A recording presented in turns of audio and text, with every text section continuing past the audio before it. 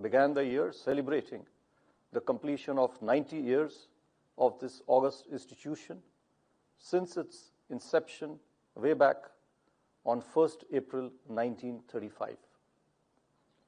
The Reserve Bank's journey over the last 9 decades is closely intertwined with the nation's development and progress. As a custodian of monetary and financial stability, the Reserve Bank has evolved itself over the years into a full-service central bank with varied functions facilitating a market economy. Indeed, a very, very long journey full of accomplishments and achievements, something which every RBI is proud of, and something I believe the whole of India and its citizens are also proud of. In this challenging global environment, the Monetary Policy Committee met on the 7th, 8th, and 9th of April today to deliberate and decide on the policy repo rate. The global economic outlook is fast changing. The recent trade tariff-related measures have exacerbated uncertainties, clouding the economic outlook across regions, posing new headwinds for global growth and inflation. Amidst this turbulence, the US dollar has weakened appreciably, bond yields have softened significantly, equity markets are correcting, and crude oil prices have fallen to their lowest in over 3 years. In fact, as we speak, it is about $60 to a barrel. Under these circumstances, central banks are navigating cautiously with signs of policy divergence across jurisdictions, each reflecting their own domestic priorities. The Indian economy has made steady progress towards the goals of price stability and sustained growth. On the inflation front, while the sharper than expected decline in food inflation has given us comfort and confidence, we remain vigilant to the possible risks from global uncertainties and weather disruptions. Growth is improving after a weak performance in the first half of the last financial year, 24-25, although it still remains lower than what we aspire for. And now I come to the decisions of the Monetary Policy Committee. After a detailed assessment of the evolving macroeconomic and financial conditions and outlook, the MPC voted unanimously to reduce the policy repo rate by 25 basis points to 6% with immediate effect. I repeat, the MPC voted unanimously to reduce the policy repo rate by 25 basis points to 6% with immediate effect. Consequently, the standing deposit facility, the SDF rate, under the liquidity adjustment facility shall stand adjusted to 5.75%, and the marginal standing facility rate, or the MSF rate, and the bank rate shall stand adjusted to 6.25%. I shall now briefly set out the rationale for the decisions of the Monetary Policy Committee. The Monetary Policy Committee noted that the inflation is currently below the target. It is supported by a sharp fall in food inflation. Moreover, there is a decisive improvement in the inflation outlook. As per projections, there is now a greater confidence of a durable alignment of headline inflation with the target of 4% over a 12-month horizon.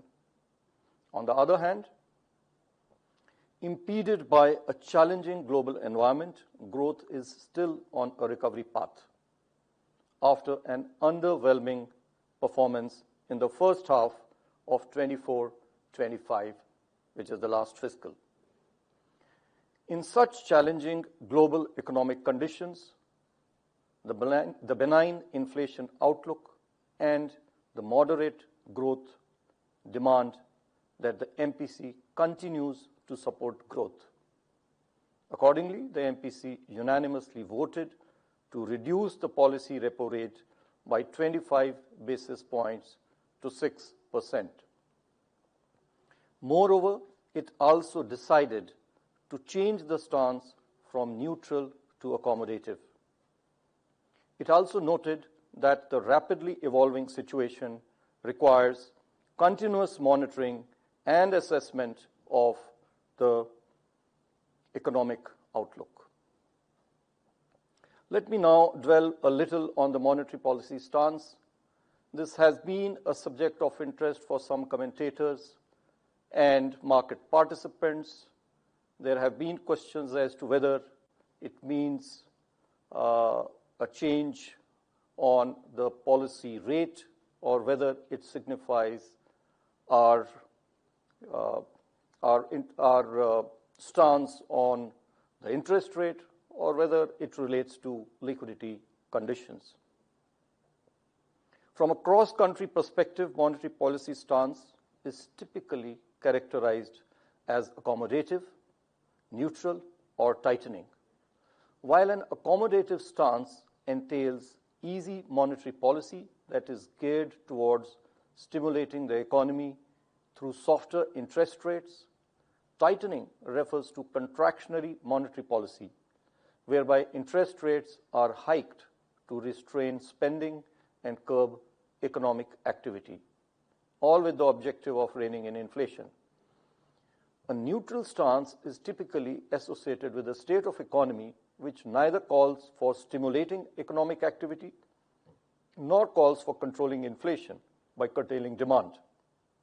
Therefore, it provides the flexibility to the central bank and the MPC to move in either direction on the basis of the evolving economic conditions. In our context, the stance of monetary policy signals the intended direction of the policy rates going forward. Accordingly, with respect to the policy rate, which is the mandate of the MPC, today's change in stance from neutral to accommodative means that going forward, absent any shocks, the MPC is considering only two options, that is, status quo or a rate cut. Let me also clarify that the stance should not be directly associated with liquidity conditions. While liquidity management is important for monetary policy, including decisions related to policy rate, it is an operating tool with the RBI for various purposes, including monetary policy transmission. Monetary policy decisions to change policy rates do, however, have implications for liquidity management, being the operational tool to carry out the policy changes. To summarize, our stance provides policy rate guidance without any direct guidance on liquidity management. I will, of course, be discussing later our approach to management of liquidity. Before now I share our outlook and assessment of the growth and inflation, I think a few words on the implication of the recent global trade and related policy uncertainties are in order. Let me first highlight the possible implications for growth. First and foremost, uncertainty in itself dampens growth by affecting investment and spending decisions both of businesses and households. Second, the dent on global growth due to trade frictions will also impede domestic growth. Third, higher tariffs shall have a negative impact on net exports. There are, however, I may say, several known unknowns. The impact of relative tariffs. Our relative tariffs vis-a-vis some of the other countries are quite low. Then there is the unknown of the elasticities of our export and import demand and the policy measures adopted by us. You are all aware that India is very vigorously and proactively engaging with the US administration on the foreign trade agreement. These are just to name a few. These make the quantification of the adverse impact on growth difficult.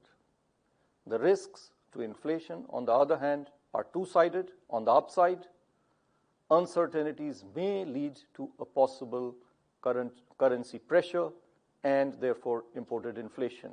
On the downside, slowdown in global growth could entail further softening in commodity and crude oil prices, putting downward pressure on inflation. Overall, while global trade and policy uncertainties shall impede growth, its impact on domestic inflation, while requiring us to be vigilant, is not expected to be of high concern. Coming now to our growth outlook. Real GDP, as you are all aware, this year, as per the MOSPI figures, is expected to grow at 6.5%. This is on top of a 9.2% growth rate observed in the previous year, which is 24-25. In 25-26, the current year, prospects of agriculture sector remain bright on the back of healthy reservoir levels and robust crop production. Manufacturing activity is showing signs of revival, with business expectations remaining robust, while services sector activity continues to be resilient. On the demand side, bright prospects of the agriculture sector bode well for rural demand, which continues to be healthy, while urban consumption is gradually picking up with an uptick in discretionary spending.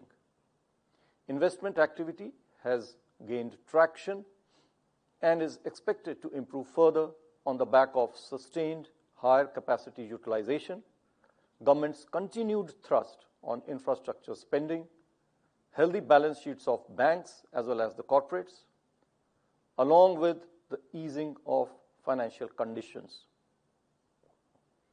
Merchandise exports will be weighed down by global uncertainties, as mentioned earlier, while services exports are expected to remain resilient. Headwinds from global trade disruptions continue to pose downward risks. Taking all these factors into consideration, real GDP is now projected for this fiscal 25-26 at 6.5%, with Q1 at 6.5%, Q2 at 6.7%, Q3 at 6.6%, and Q4 at 6.3%. While the risks are evenly balanced around these baseline projections, uncertainties remain high in the wake of recent spike in global volatility. You would have noted that the growth projection for the current year has been marked down by 20 basis points relative to our earlier assessment of 6.7% in the February policy. This downward revision essentially reflects the impact of global trade and policy uncertainties, which I had highlighted a little while ago. Coming to inflation, the headline inflation moderated during January-February 2025, following a sharp correction in food inflation. The outlook for food inflation has turned decisively positive. The uncertainties regarding rabi crops have abated considerably, and the second advance estimates point to a record wheat production and higher production of key pulses over that last year. Along with robust kharif arrivals, this is expected to set the stage for a durable softening of food prices. Sharp decline in inflation expectations in our latest survey for 3 months and 1 year ahead would also help anchor inflation expectations going forward. Furthermore, the fall in crude oil prices augurs well for the inflation outlook. Concerns on lingering global market uncertainties and recurrence of adverse weather-related supply disruptions, however, pose upside risks to the inflation trajectory. However, I may add that as per the latest forecast by various organizations, national and international, including our own Indian Meteorological Department, the monsoon is expected to be normal, and the El Nino effect is also expected to be absent. So these are positives for us. Taking all these factors into consideration and therefore assuming a normal monsoon, CPI inflation for the financial year 25-26 this year is projected at 4%, with Q1 at 3.6%, Q2 at 3.9%, Q3 at 3.8%, and Q4 slightly higher at 4.4%.